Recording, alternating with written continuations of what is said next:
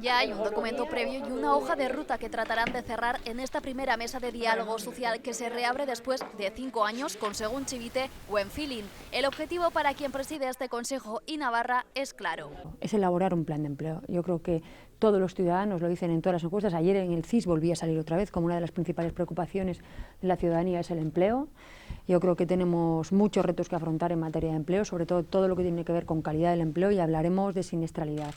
No han querido formar parte del Consejo LAB y ELA. A los lados de la mesa, Comisiones Obreras y UGT, que comparten objetivos y se muestran optimistas. Persiguen una palabra: calidad. Estamos a mitad del camino de lo que fue las épocas de bonanza de esta comunidad.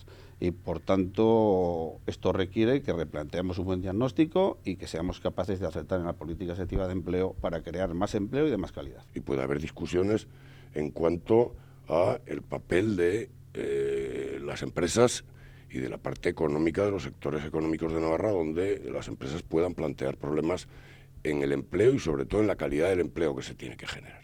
Y en representación de las empresas, la CEN. Mejorar también la calidad del empleo es otro de los objetivos que nos hemos propuesto, mejorar la conciliación, mejorar la empleabilidad, la formación, etcétera, etcétera. En cuanto a fechas, la presidenta es optimista, confía en tener el plan cerrado y acordado para junio, es decir, antes de finalizar el primer semestre de este año.